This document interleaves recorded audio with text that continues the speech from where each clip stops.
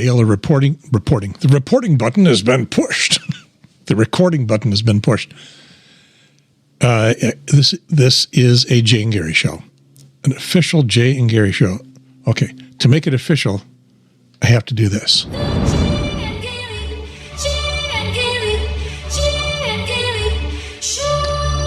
And then probably do this. Once upon a time, I was the king of the dial. I used to be a radio guy. What happened to me? I'm just another idiot with a pod.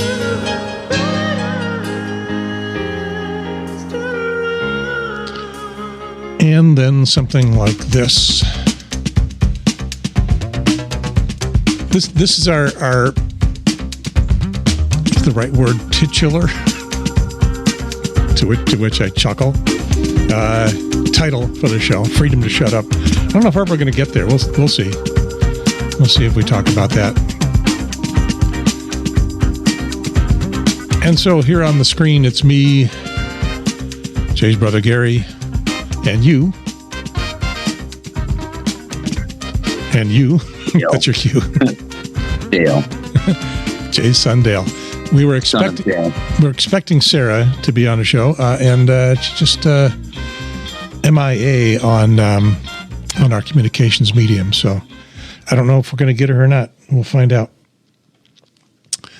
But we wanted to do a show just to do a show. So that's what we're here doing. The title, Freedom to Shut Up, is something suggested by Sarah because she's going to school. And that came up in one of her classes. I think it was a civics class or something like that. Do they even do civics classes anymore? I didn't have any 10 years ago. Yeah. 15 years ago. Yep. But she's in junior college now. Among other things, being a mom, working at a restaurant. The girl is busy. And she brought that up in our family chat, and it's a subject close to my heart, and I believe close to yours. Yeah. So, I mean, we got this First Amendment thing that sort of protects us, sort of. I could just roll out my whole thing about it because I thought about it when I saw the topic. But my relationship with it is just with the non-legal, the concept of it that people just carry in their daily lives and the ways that it comes up amongst common men. And I've been accused of squashing freedom of speech before when I had a little computer game project that attracted a few thousand people, and I was occasionally moderating discussions and daily chats using the Discord app, which I despise and no longer have to use, and I love it. I had a channel with 2,000 people that liked to discuss, playing this game that I was working on, and there were all kinds of people, and it was 2016 to 2019, so during the first Trump administration. So lots of gamers are white guys, a lot of them, and the bros, beyond bros, but a large number of them have some really similar opinions that come from similar places. And anyway, I always tried to make it clear as much as I could tastefully what was acceptable or not in the channel of discussion that I created and moderated and created the topic, the reason for. And then I had a detailed terms of service for using my product that was written by a lawyer at some point, and then I kind of revised it for myself. But it covered everything fine, and when you clicked the button to play the game, you agreed to it. It probably said some of the typical boilerplate stuff. Be nice. Yeah. No harassment. Yeah. No harassment based on age, sex, gender, religion, nationality, No impersonation of other people, no impersonation of staff, that kind of thing. Staff has the right to refuse service and all of that for violation of the rules. No cheating, no defrauding us, no selling our product for money. But mostly it was the behavior harassment stuff that matters there. And people did not want to abide by that, I'm guessing. Some people. Yeah, so we had a trans player. We had a trans player who in their name in the chat part, which is completely separate from the game. It's just a chat channel we ran and people talked about it. And they had pronouns she, her in there. And some people who were kind of like had been around a few years and probably donated some money, so felt entitled to say some stuff. Took donations. It was nonprofit, but donations to run it. It cost about $2,000 a year, and they were saying some very mean and hateful things. I don't want my tax dollars to pay for your surgery, and you know your people should be wiped out. So that was not a minor thing. And this wasn't the first time I dealt with Trump supporters, people spamming the N-word, all sorts of racist memes, and I always just kick them out of the chat channel, and then if they do it in the game, I kick them out of the game. I don't go crazy. But anyway, I kicked these people out of the chat channel, and I put up a big statement. I was like, hey, that's not what we're here for. We're playing a video game. It's nothing to do with all of this. And they cried, censorship. They cried censorship. They screenshotted me saying it and posted it all over Reddit.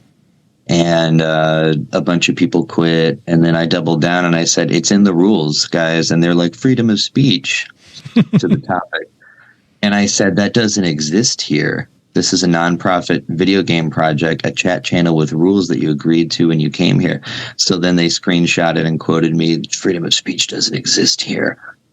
And which is true. And thousands of people left the channel. Hundreds of people quit playing the game. We were at that point, after 5 years, we had like 120. Anytime you went to the website, I had the number of people that were on our server. And it was always like 120, 130, 140, maybe more on the weekends. Pretty good for a little free, independent, and maybe about 200 people a day logging in. That was just who was online at any given time.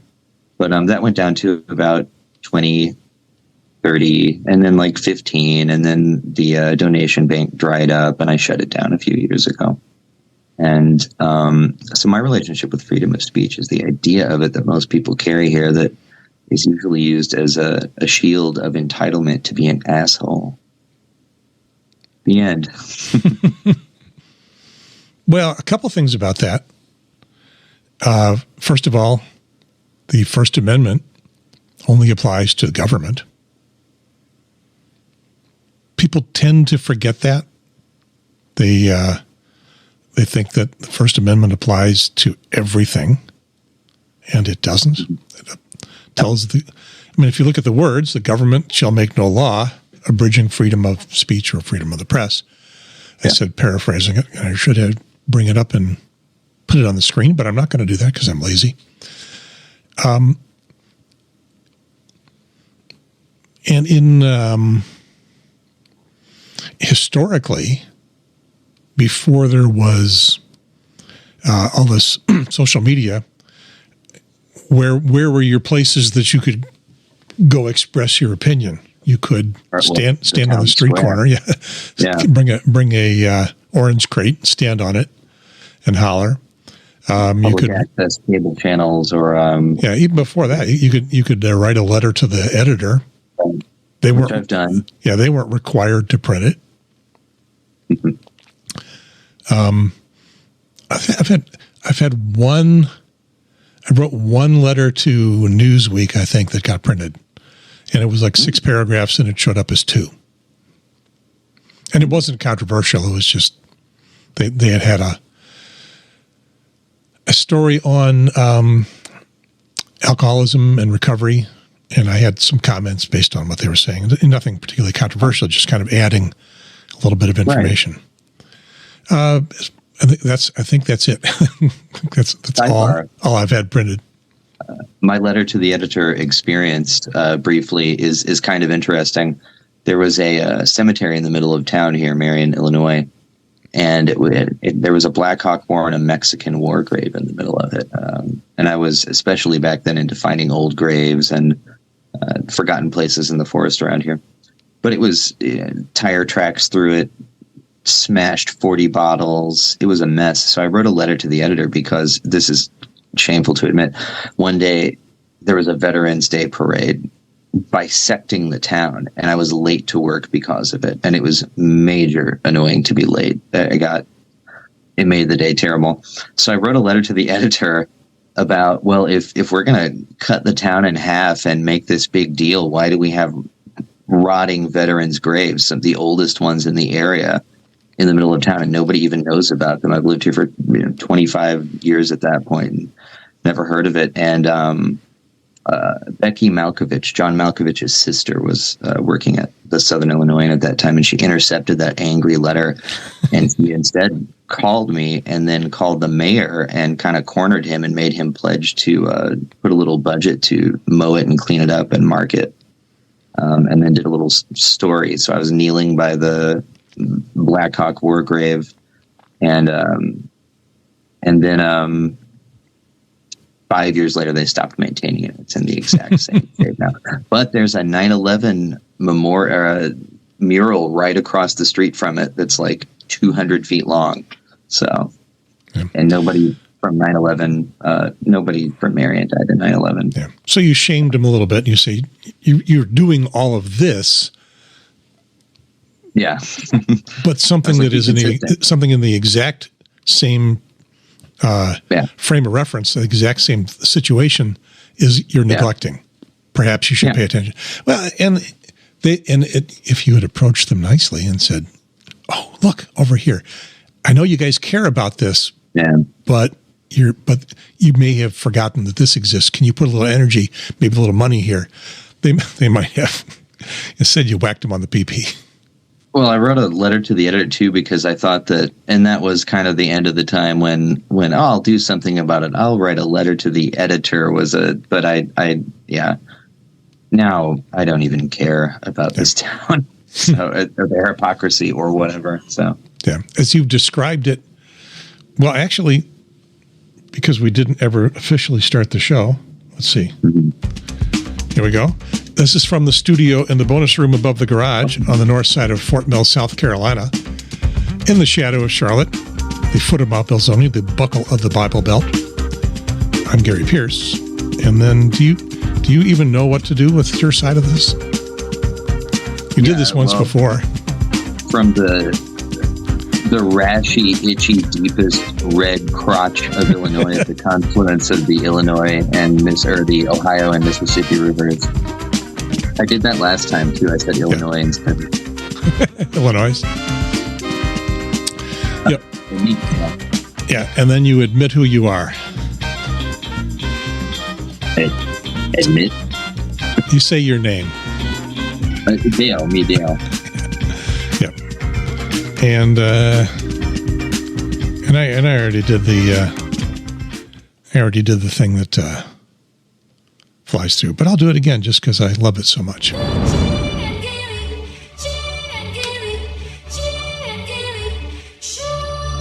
But I'll skip doing the used to be a radio god part, although I like that. I didn't know I could sing. It turns out I can't, but with a lot of rehearsal and practice and no auto-tune, I was able to do that. So, yes, the federal government, the state governments are not allowed to tell you what you can and cannot say. But all of this private stuff is.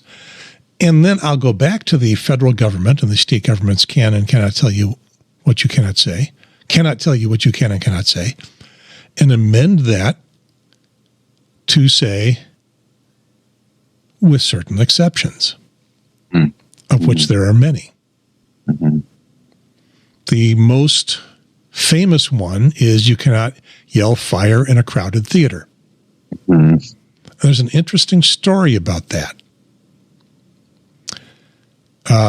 That I'm not an expert in, but I have refreshed my memory on it recently enough that I have Oh, by the way, your phone battery is getting close to dead, and when your phone battery is dead, we're done. It's at 26% right now. Yep. Well, so we'll see what happens. It's like me. It does its best work with its last 10%, though. Okay. So that phrase came up in a Supreme Court decision. It was uttered by the Justice Oliver Wendell Holmes, and it was in a case where, if I'm remembering the details even vaguely correctly, somebody was out plastering the town with posters. Were they opposing U.S. Joining the war? Was it a labor dispute? I don't remember. In any case, the issue got before the Supreme Court, and the Supreme Court decided that whatever this guy was doing, or these people were doing, posting, slapping their posters up, was going to incite violence and disrupt the peaceful harmony of America. And so they said, I'm sorry, you do not have the freedom of speech to put these posters up claiming whatever they claim. And he used the phrase, you can't shout fire in a crowded theater, as an illustration, if not a justification, for what his point was. Mm-hmm. And so we all hold that up these days as the bedrock principle about where you can limit freedom of speech. Turns out that Supreme Court decision was overturned a decade or three later. So does that mean now you can shout fire in a crowded theater? No. Well, you totally can. What was January 6th, right? Well, yeah. The rally before it. Yeah, well, I mean, you can physically stand up and shout fire in a crowded theater, but you can be arrested for it. Yeah, and you're probably not being free speech is not your defense. If you want to try for a defense in doing that, it's for one thing, there better be a fire, and if there's not, then you're proof that you thought there was one. Yeah. Beyond reasonable doubt. Yeah. I'm not a lawyer. Don't play one on the internet, but I could think of some lawyers and some clients who could get away with that at this point. We've seen it happen before our very eyes. Oh, the legal system now is just a shambles. It's we're in deep trouble for the next few years. So anyway, there's plenty of other things that Supreme Courts have over the years have decided that you can't do. The amendment doesn't say, what the heck? I'm going to dial it up because we better take a look at it. In a while. First Amendment. Blow the dust off.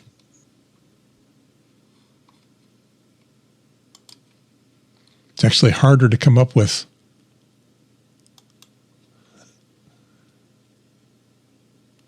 I was going to say, maybe don't trust a .gov website.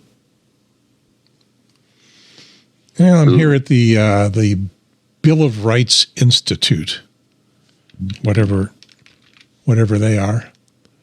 But the First Amendment says, do I want to join the network? No, and don't show me that again.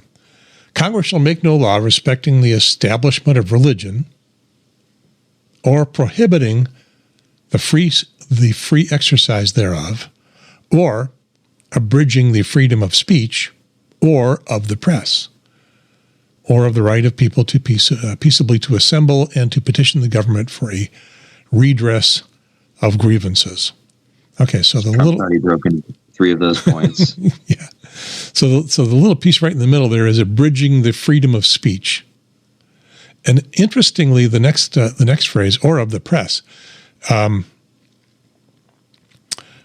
the press is one of the few institutions, private institutions, that is called out in the Constitution for special protection. So think about that. Yeah. Pretty progressive. Yep.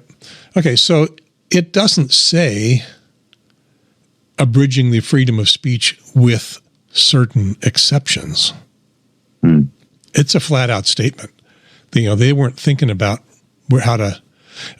Well, when they were debating the language of that clause, and there's all kinds of historical references. The Federalist Papers and stuff that I haven't gone through to see what, but they document the debates and the points that people made before they arrived at this language. I'm sure the idea of exceptions was discussed at some point, but it's not there. So the Supreme Court created exceptions, and now I will ask. Let's see what happens. What? Put this on the screen. What are exceptions? And somebody is all ready to go here with Google to the First Amendment. Yeah, this is the AI overview. Defamation, false statements of fact that harm someone's reputation. Obscenity, child pornography, incitement, that's that fire in a crowded theater. Commercial speech, speech with the purpose of initiating a business transaction has less protection than other forms of speech. Content-based restrictions. I want to see there's citations for some of this, though, on this AI overview. Oh, yeah, they've got links to go find out. If you want me to click on one and go in depth, we can. Not necessarily. Because, again, as this applies to our daily lives, this is all just in theory until it happens. Yeah, until you get arrested for it. Yeah. Harassment, the right of schools and colleges to employees to harass others in their professional capacities are narrower than the free speech rights of students. Interesting. Criminal conduct.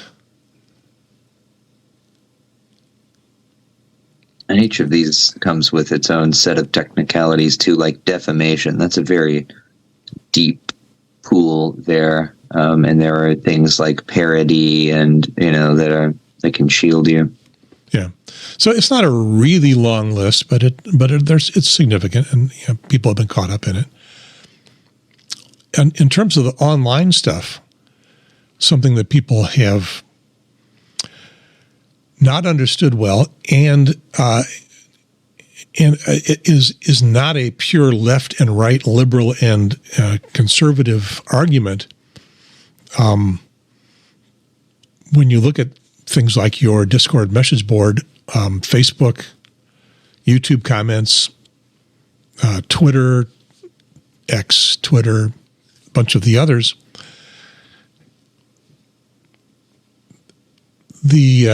first of all, they're all private. They're privately owned, not run by the government. And so they are not subject to the First Amendment. But people have complained and said, well, you can't censor my speech on them. And the reaction is, yes, we can, because it's private. And they sue and they lose. But one of the things that affects that is something called Section 230 of some code, some Digital Millennium Act or something like that. Mm-hmm. Okay, now, once again, here in real time, the Digital Millennium Copyright. I'll dig it out because I don't think there may be a copyright. DMCA. What is Section 230? Oh, the Communications Decency Act. Decency. I don't know if we need acts that say decency on the books. We're pretty slow. Yep. So basically, Section 230, very small section of federal law, says that platforms can limit your speech. They can moderate it, and they can kick you off entirely. And on the other hand, if they let you say something, they are not liable for what you say, with certain exceptions. That sounds corporately convenient. Well, it does. Some of the exceptions are that if they catch you doing some of those things the First Amendment will let you do, defamation, I'm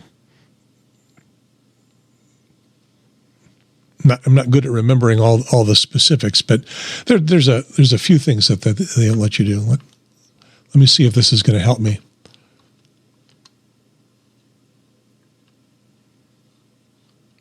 No, it's not helping me fast enough. There's a few exceptions to what Section 230 says. The platforms can't allow you to just spew obscenity, defamation, a few other things, but they have so they're required to moderate that. They have the legal framework, the legal backing to moderate anything you say. They don't have to let you say anything. And on the other hand, if you stay within those limited guidelines, they can let you say anything you want. So they're not liable. If you come on and say something highly inflammatory, apparently not defamatory, but inflammatory, they're not liable for that. You could be liable for it personally, but they're not. So, people, if they're going to sue for something like that, they will sue for whoever's got the deepest pockets. And so if I go on Facebook and say something that is really bad, I love the Nazi Party. Nazis are good. Nobody can sue me for that. Or nobody can sue Facebook for that. They can try to sue me. I probably, that's probably still part of my freedom of speech, but they can't sue Facebook for that. You would gain many followers on Facebook, yeah, not against their community standards at all. Not anymore, anyway. Well, it wasn't before either. I used to be an incessant reporter, and it's gotten worse and worse to the point that I just don't anymore. There's no point. Yeah. But yeah, that's interesting to me. It just makes me think about gun lawsuits against manufacturers. They build a machine that has one purpose: to destroy human flesh as rapidly and efficiently as possible. Many of these guns anyway. Some are for hunting, sure, but some are definitely not.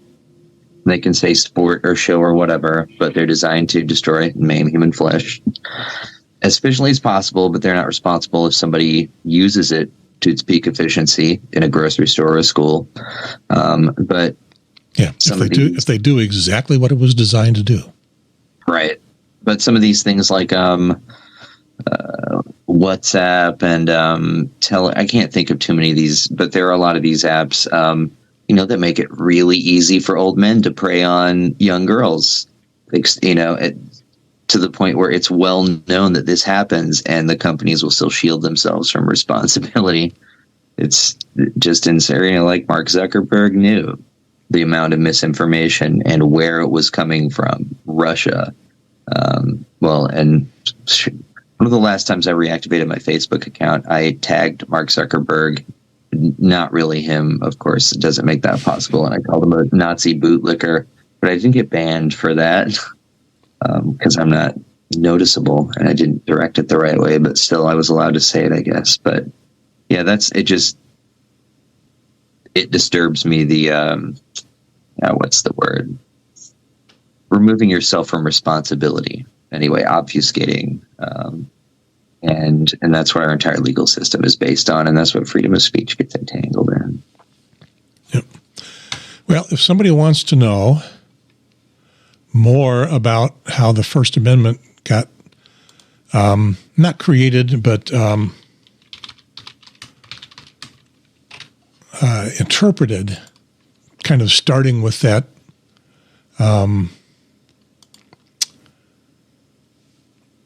fire in a crowded theater thing, here's what I recommend: going to this place. It's the Legal Talk Network, and this is their podcast called "Make No Law." Let me see if I can make that a little bigger. That's not really working. the Make No Law podcast. It was a limited series. I think they did 4 or 5 episodes of it. And it was fun to listen to. It was, there's the fire in a crowded theater. I'm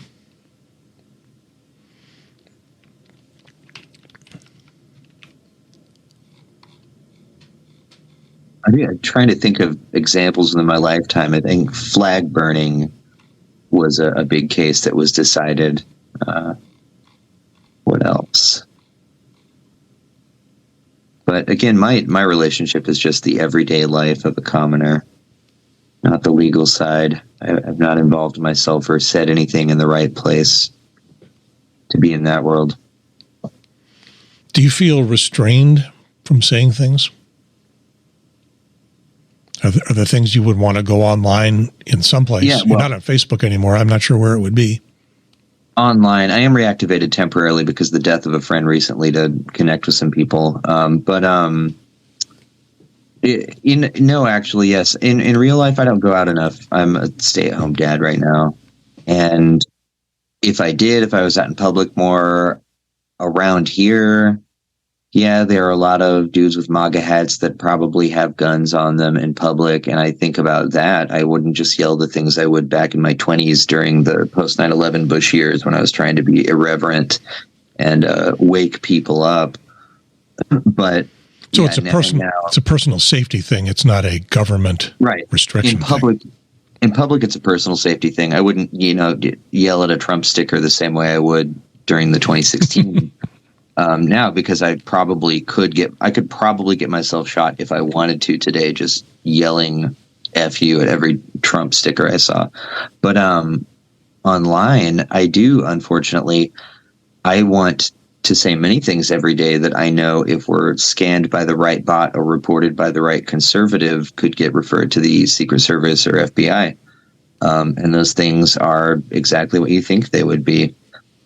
Like there's a certain guy that I wish hadn't failed in his task, that kind of thing. I don't want to leave on my Blue Sky or post on Facebook and just leave out there. And some days I wake up in the morning, I get angry, I think about things, and I put this whole long thing on my Blue Sky, and then I'm like, you know what? One wrong report, and I'm in court trying to explain that I don't actually have the ability to carry out this threat. And it's nothing that bad, but it's stuff that should be said if you hate Nazis. So I wanted to post the other day, my grandpa killed so many Nazis flying over UK, and I thought I probably shouldn't even leave that out because things slip a little bit further in one direction. And like I said, bots are aggregating posts and looking people up, and we're buying new private prisons and camps, and there might be room for everybody who said everything online if things keep sliding downhill. So yeah, I do feel that way heavily now that we bring it all out. Yeah, real life and on the internet. Just because I have those opinions, which I think are normal, common sense, human, empathetic, pro-living opinions. But I'm trying to dig something out.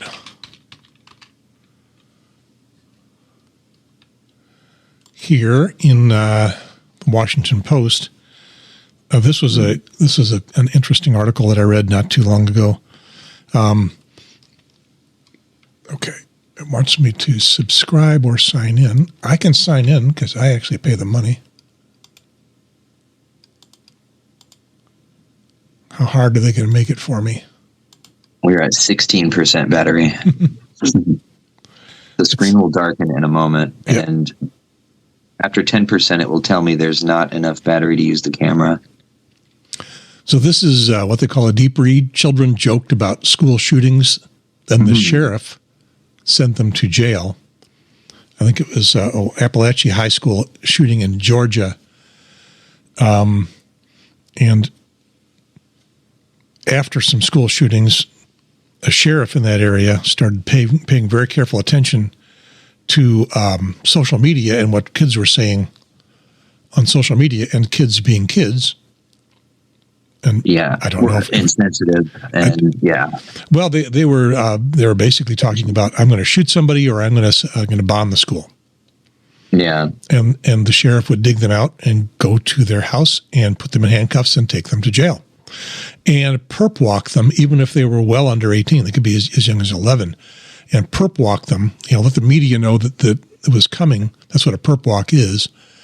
And take pictures of these underage people. The point of bringing this out is it's got some First Amendment implications for everybody. But it's also, for me, it is talking about journalism, because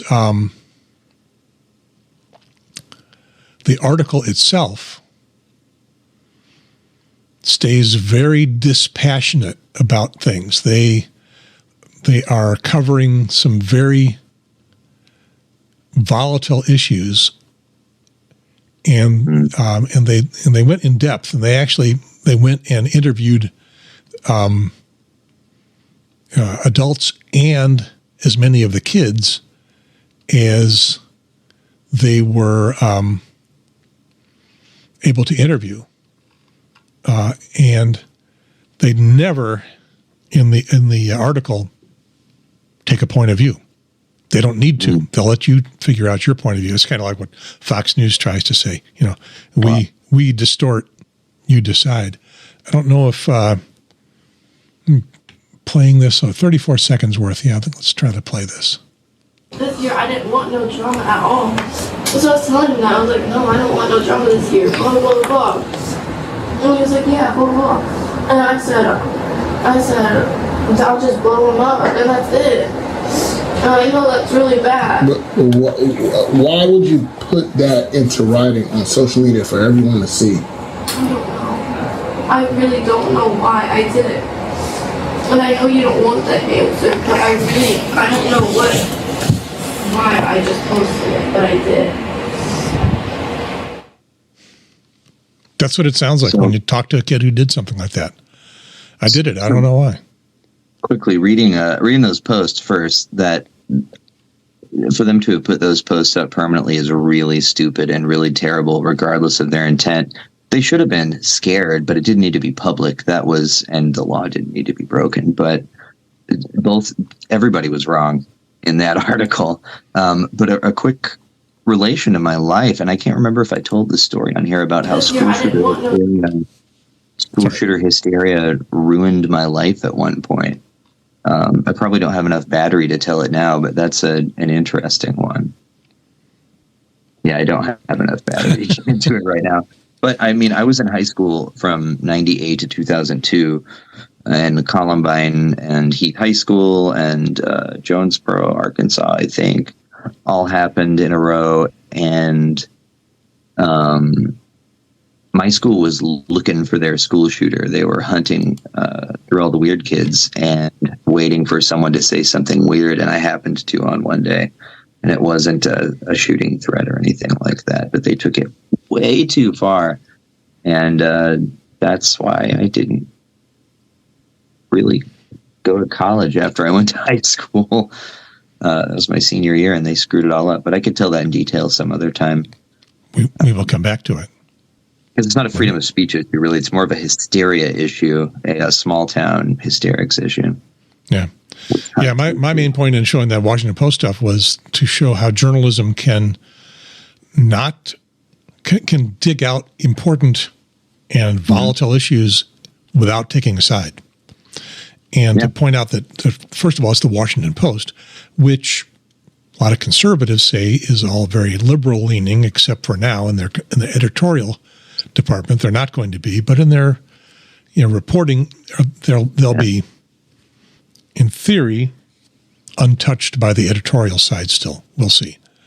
I'm still subscribing to it until I see the heavy hand of management get into the reporting side, which I'm sure if it happens, we will know about it real soon, real quick. So in my peer circles, I don't know anybody who reads it or takes it seriously anyway, because it's to the right of everyone I know, probably. Yeah. But NPR is also for them. To the right, yeah. Where do they go? Drudge? Well, no. Like I do. Daily Kos? Somewhat trustworthy aggregations, and then vetting it yourself or through your own knowledge and experience. individually, case by case. Yeah, and that's what Sarah was talking about when she was pulling out the media that she was talking about. But all of those sources are not primary sources. They don't Right. go to the primary source, the actual people Right. or institutions that are doing things. They ultimately rely on the mainstream media having Yeah. access to find out what's going on in these places and reporting it, and then they take that reporting and they comment on it. Yeah. So, well, some days then in the aggregation stream, it's, the AP, or it's Reuters, or sometimes occasionally TMZ reports well on something that's newsworthy, or TMZ will go to original the Daily sources. Beast. Yeah. Yeah, Daily Beast will go to original sources. Yeah. So, but it's just article by article, writer by writer within things. There's no single institution I trust, is what I'm trying to say. Yeah. I have to vet it myself as I read it. And if the point of view is apparent for either side, I usually abandon it and look for raw information. Yeah, if you can find it, good luck. Yeah. Yep. How much battery have you got left? We're at 13%. Okay. So it's going to give me a notice here in just a second. Okay, so real quick, totally shifting gears and literally shifting gears. Personal stuff for documentation for the family. This is my dash. This is my dash cam from just a couple of days ago, and there's going to be a bad word in here. I'll keep the volume kind of low.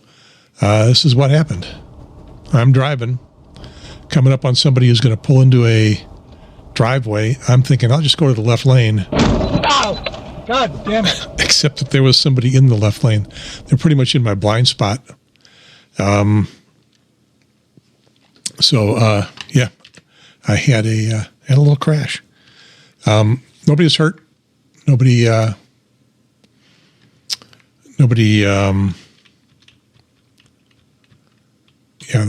property damage, but no injuries. And this is the car that I hit. It was driven by a young woman, teenager, and she was mentally shaken up, but not physically injured. And that was what happened to in front of my car. Because she was passing me a little bit, as you saw in the video, not fast. We were both below the speed limit, but it caught that front bumper and pulled it off. And so it's for this ancient car, it's still not a total. Damage is about $2,000, and insurance company is going to pay for mine and pay for hers because it was my fault. And then I did not get a ticket. That's the cop that came and took the report, but he didn't see it, so he couldn't issue me a ticket. So I don't have that on my record, which I'm glad. And because my wife Cindy wants me to have, because I'm 75, wants me to have more safety features than a 2007 RAV4 can provide, I have a brand new used 2022 RAV4, which has all those lane keeping and notifying you if there's somebody in that lane features. So, is that a mandatory emission testing station there? Is that required there? Not in South Carolina. It is in North Carolina, but not in South Carolina. The car kept passing without any trouble in North Carolina until we moved here in 2021.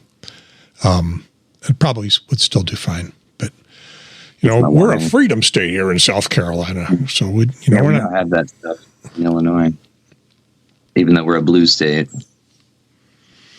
Interesting. And North Carolina being a purple state, they've had it long before when I moved in 1990. Had to get all that stuff right away. When I moved to Oregon, they had it there, but I just had to go somewhere and tell them what kind of car I had, and they said, "Oh yeah, those are fine."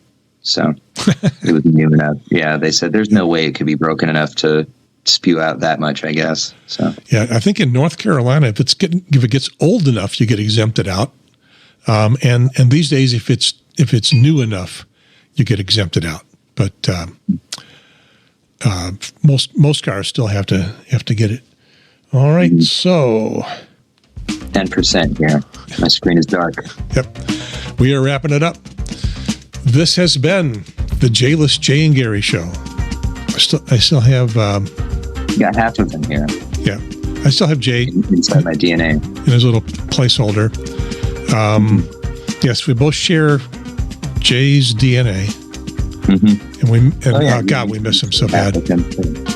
You share 100% with him, actually. So we've got more than him. We've got more than one. Yeah. Miss him terribly. Miss him doing a podcast. Just miss him in life in general. Both of us were getting closer to him when he finally passed away over a year or two. So, well, for you, a few more years, but it was distant relationships for both of us in the past, and then they got closer. So Sarah has not showed up. We don't know where she is. Hopefully she's doing something useful, and we'll come back and say, I'm sorry, I missed it in town. Maybe a misunderstanding on the timing. Who knows? Probably wrangling a 3-year-old or tired from wrangling a 3-year-old. Yeah, 4-year-old now. He's 4.